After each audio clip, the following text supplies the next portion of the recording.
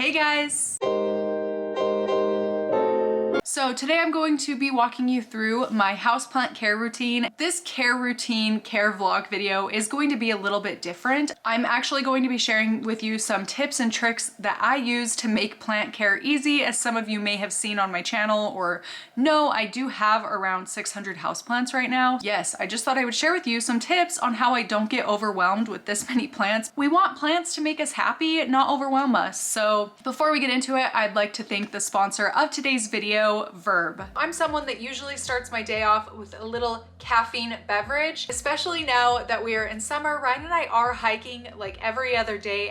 You know, especially midday out in the mountains, it can be difficult to grab a cup of coffee. So a great alternative that Ryan and I, my family, really love are Verb energy bars. These bars, I am running a little bit low because like I said, we do actually use them. Verb bars are infused with organic green tea so that each bar has the same amount of caffeine as an espresso, but without the crash or jitters afterward. They are only 90 calories, so they're a great source of energy and definitely keep Ryan and I revitalized on our longer hikes. Not only that, but they're gluten-free, dairy-free, and vegan. They're ideal for really any time you need a little extra boost of energy. This is the size of each bar and they are perfect to fit into pretty much any pouch in a handbag or your pocket, even wallet. Yeah. Ooh. They do also have a bunch of different flavors, so you can try them out and see which one you prefer. And they regularly add new exciting flavors such as peppermint mocha and chocolate chip banana bread, which that one sounds really good. I haven't tried it and I definitely need to. If you'd like to try Verb Energy, they do actually offer their starter kit, which is full bag of 12 bars of your flavor choice, plus they throw in 4 extra bars of their top selling flavors. So you get 16 bars for less than $1 per bar and free shipping, which is really awesome. Highly recommend giving them a go. If you'd like to give them a go, click the link in the description box to try Verb starter kit for only $12. And again, that will be at the top of the description box. So that's a bit about Verb Energy. Huge thank you to them for sponsoring today's video, but let's get back into it. These are things that I do and use in my pretty much daily plant care routine, at least weekly plant care. They're all good in my opinion. Okay, so tip number 1 is if you have a little bit of extra time in your day, like I do today, I have a little bit more time for plant care, is to if you have plants that need watered but also are dusty and need cleaned, is to put them in your shower. Oh my gosh, that is terrible. Put them in your shower and rinse them off that way. This is my Rhaphidophora tetrasperma that really, I mean, you saw, really needs sprayed off. This is kind of a double whammy or triple whammy even. So A, of course, your plant needs watered. We're putting it in the shower to give it a good water. B, if the leaves are extremely dusty on your plant, they have a harder time photosynthesizing. So rain spa treatment to clean off those leaves, and then we don't have to go in one by one and wipe them down. Yeah, you just need a quick watering or a quick rinse, then this is a great option. And not only that, but the water can knock off pests. So especially with spider mites, it can actually wash them away in some cases, or make it a little bit easier to manage if there's a ton of them and you're like occasionally rinsing off the plant like I choose to do, then it washes off some of them and you don't have to worry about dealing with as many of them. Okay, so this is another twofer. I'm gonna show you what I do with this Monstera Sonia for it. But as you can see, the leaves are really big. This plant is super root bound. You can't really see that, but I promise you it is. Like, it's in an 8-10 inch pot. I don't know which pot size it's in, but it needs repotted, so it's drying out really quickly. This might be an unpopular opinion, definitely an unpopular opinion, because I know a lot of people are super against leaving a reservoir of water for your plant to soak up, but especially in a case like this where the plant is extremely root bound and it's already a variety that likes a lot of water, like a Monstera Sonia, then I think this works really great. You can also use a cash pot, but I actually get these saucers off of Amazon. I'll link them down below. I believe they're like $14-15 for like 16 of them or something, but they're just really durable. Anyway, I will just let plants like this sit in a reservoir of water, and I don't have any issues with root rot, mostly because I do use a very airy soil mixture. So if your mixture isn't like airy, then I definitely don't recommend doing this. But look, I'm making a mess. Let me go grab a towel. But so long as you have them in an airy mix, this really isn't going to be too big of an issue. It kind of does depend again on like the light it gets, the soil mix, how how many roots are in the pot. But yeah, this is something I definitely utilize, and that is why I like to use a super, super chunky, airy soil mix so that I can do this and not have to worry so much. So not only that, it is kind of another routine hack. I do like to use liquider. I'm sorry, I talk about them in every video, but it's because I genuinely love them so much. It is actually really inexpensive. If you do the math and dilute it properly, it costs me about $2 to $3 a month to water all of my plants, fertilize them every single time I water. And I really do love liquider, especially as like a plant hack. Is like, yeah, the mixing kind of sucks, but it's like all in one. Like, you mix it and then you water your plants with it. So it's not really like two separate things you have to worry about doing. It combines them and makes it like really easy in my brain anyway. I have a full video about how to mix liquider because I do know that's a little bit confusing at first. Once you get it down, it's super quick, super, super quick, and it really does take less time, honestly. So yeah, I just have some liquider here. Yeah, you're watering and fertilizing at the same time. Okay, so another thing is I love like terrarium type things. I have three terrariums in this room alone. I have a 6-foot terrarium in my basement. There's more out in my living room kitchen area. But terrariums do make it a lot easier because it causes plants to dry out a lot less frequently, because the humidity, of course, in here is higher than out here in the regular world of desert Utah. I like to keep plants in terrariums clustered together like this where I can. And something else kind of hackish that I like to do is in my terrariums, I do keep my water propagations because it helps keep the humidity up without needing a humidifier, which is very nice. So yeah, I'm just gonna go ahead and top all of these off, all the water propagations off with some water, with some liquider with water. If you keep them all together, it's so easy. They help keep each other humid. And again, for my water prop containers, I do use liquider. Did you just hear both my knees crack? Okay, so yeah, now they're gonna keep each other humid and I'll have to water them less frequently. And it's cute. Win, win, win, win. Something else really easy that I like to incorporate into my routine is whatever soil mix I'm using, whether I'm mixing it by myself or using something pre-bagged. Here I'm using the Liquider Orchid and Aeroid mix. I do like to add mosquito bits and a bit of diatomaceous earth into the soil mixture for some pest control. Mosquito bits are great for fungus gnats, you know, those little annoying flies that seem to go everywhere once you start bringing plants into your house. They're so annoying. So here is my soil mix. I just like to add in a bit. So there's my little scooper. All of my favorite products will be linked down below and anything I mention in the video. Something to note about the diatomaceous earth is that it only works when it's dry. So you do have to let your plants dry out between waterings. I will also say the DE does actually make it so that your soil dries out a lot more quickly. So you may end up having to water a little more frequently, but that's why I use the saucer method, where I just kind of let them soak up water as they need and I leave a little reservoir of it. As long as like the top layer of the soil stays dry, then it'll work. And it's just a little something we can do to help, you know, make it a little easier. And if you're somebody that doesn't want to try liquider, I know there's some of you out there, you can also mix worm castings into your soil mixture, which I'm actually going to do that. Instead of really having to worry about like fertilizing every month or 2 months or every watering or whatever. Although I do prefer liquider because it does have worm castings in it. The worm castings is great also as a backup. What it looks like, we have mosquito bits, diatomaceous earth, and worm castings in this. So when I potted my plant into this soil, which I am actually going to pot up this very dry Hoya australis, it has fertilizer and some pest control measures in there. And I'm definitely not saying that this is going to take care of all of the pest issues. It's just a little something that can help in the long run, like over time. So yeah, I mean, any little thing we can incorporate in that's not overwhelming is a win in my opinion. Just add a little soil to the bottom of this terracotta. I do like keeping Hoya in terracotta. I know some people don't. I'm not quite sure why. I'm gonna have to water this really well. I'm probably going to put it in the shower actually.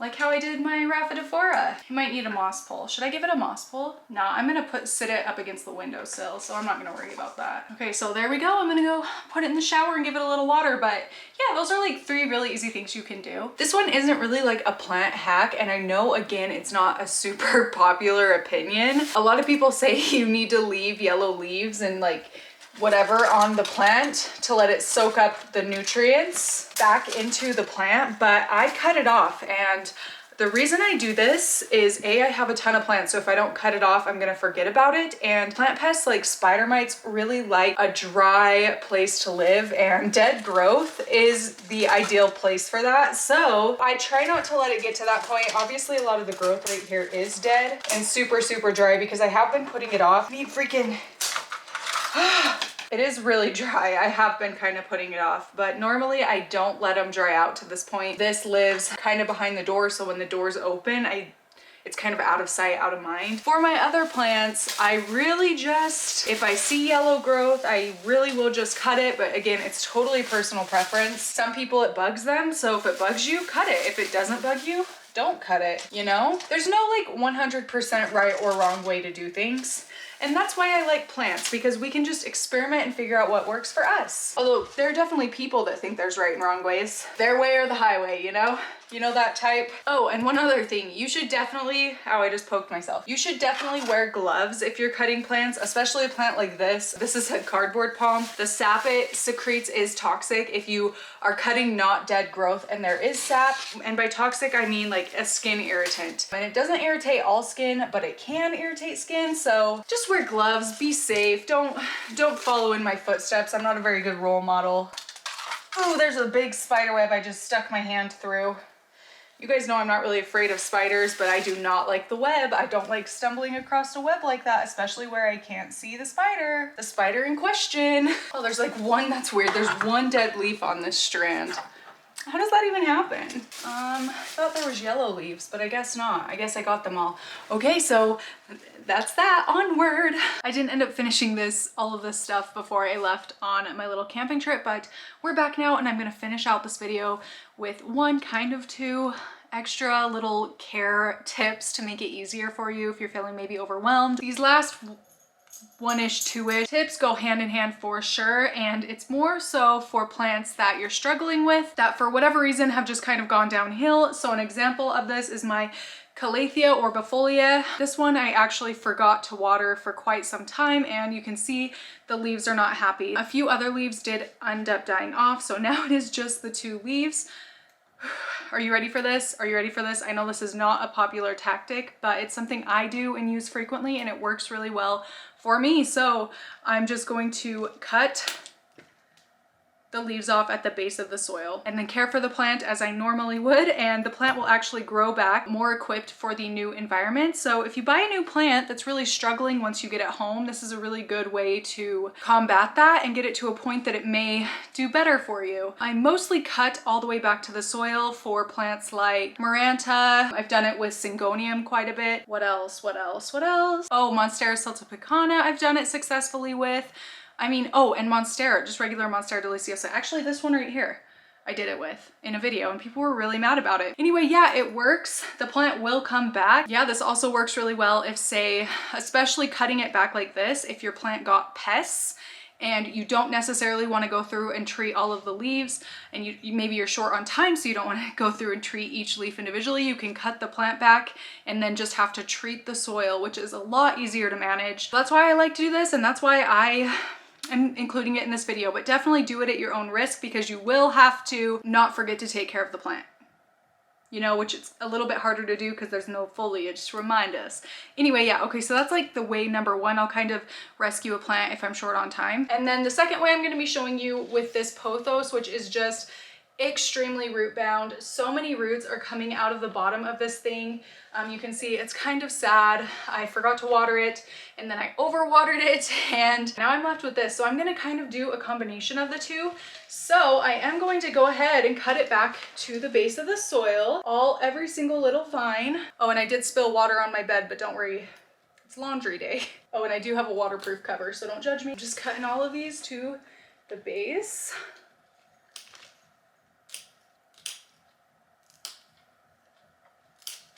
So yeah, I think I got them all. Ooh, some of them have some pretty hefty aerial roots. I will also say I do still, if I do this, like I'm going to put this pot back where it was living in my bathroom and let it grow back from there. More often than not, the plant will grow back healthy again. Healthier at least. But again, it is kind of up to you to not forget to take care of it. We're just gonna leave those 2 leaves. All right, now let me show you. Vines like this where the nodes are really close together, I'm just gonna take off the bottom leaf, actually the bottom 2 because that one doesn't look healthy, and just put it in a thing of water. I'm actually going to water propagate pretty much this entire plant, then pot it back up in soil when it's ready. I do have a full video about water propagation that recently went up on my channel. If you're interested, it'll be in the description. Yeah, so I do have a full video for start to finish, how I water propagate and pot up plants. So if you're curious, that's going to be there. But that's what I'm gonna do for this. So any of the top cuts, which means like there's not a cut on the plant and it's just still growing off the same vine, if that makes sense, I will be putting into the water. But any that have, okay, sorry, Kai needed me, but I'm back now. This, maybe I'm gonna use it for a how to propagate by node video. We'll set that aside. Any of the top cuttings that I haven't cut before, again, I will just be putting into this container with the water. It's really that easy. And I only like doing this with the top cuts. I don't know why, I just prefer to individually propagate. Whoa, look at that. The other nodes. So yeah, all of these have been cut on the ends. So these are the ones I will separate individually, and I'll show you how I do that. Let's see what else we have here. This is so tingly. Here's another top cut. Put her in the water. Another top cut. Maybe I need to get a bigger vase for this. I'm all out. I'm gonna go thrift shopping. Let me know if you'd like to see a thrifting plant supplies video or something. I haven't been to the thrift store since before the pandemic, so it'd be really fun. It'd be exciting to go again, you know?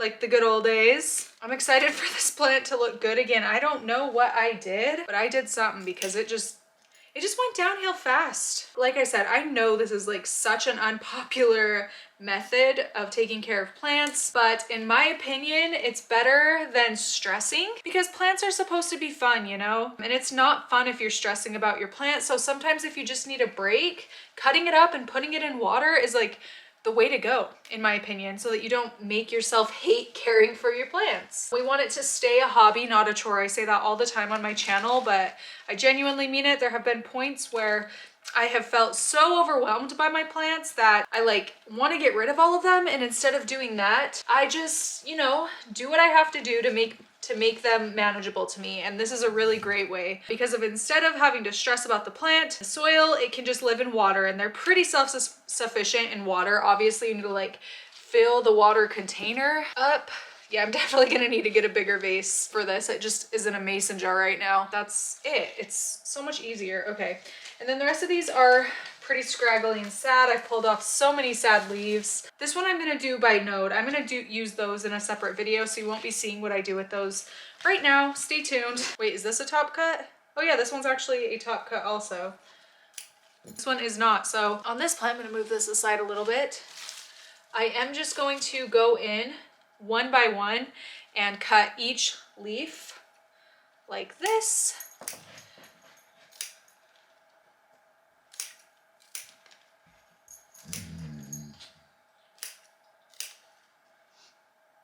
And then anything with empty node, again, I'll be using in that separate video. Oh gosh, that's actually the only one. Look at, here's all of the like pretty much empty nodes that there were. A lot of leaves all of a sudden were falling off, so it's kind of weird. Anyway, yeah, so I'm going to, oh, I just moved all my cuttings into my trash leaves. Dang flabbit. Why did I do that? Okay, so yeah, here's my little nodes. I am going to put them in water as well. Let me go found one. Ooh, water is a little bit dirty because there's sphagnum and soil in it, but it does have liquid water in here, and I'm just gonna put these empty leaves, or not empty leaves, the single leaves in this one. Show you where I put them. Okay, so that's kind of weird looking, but it's fine. It'll do the job, right? Okay, let's go put these away somewhere. Here's my little IKEA cabinet. I'm just putting the little bowl down at the bottom here because it is kind of awkward looking, but I don't know, it doesn't bug me too much, but there's space here, and where it is a little bit of a weird sized thing, I think this will be good for it. And then in the bathroom, I decided to put the Pothos jar just on the side of this thing which is the mother plant that I cut all this from. That's very sad. I mean, you can see these leaves are terribly sad. And I will keep you posted on that. But yeah, there is where I'm putting that. The moral of the story here is, although people say things have to be all complicated or whatever, they only have to be as complicated as you really want them to be. Of course, there's some things that have to happen. We can make it easier in some ways on ourselves, and I think it's better to keep it easier on ourselves. Adjust the routine as necessary to avoid from plant burnout, which is a thing. And I do actually have a video coming up talking about that. Because I have actually experienced it. So yeah, let me know what you thought of this video. Please thumbs up or thumbs it down, letting me know what you think of this kind of content. Then also comment if you've ever felt plant burnout, or if you have any great plant care tips, hacks, little things you do to make it slightly easier on yourself caring for your plants. That is it for this video. Thank you so much for watching, and I will see you in my next one. Bye! Ooh, and I will see you in my next one. Bye! Oh my, ugh.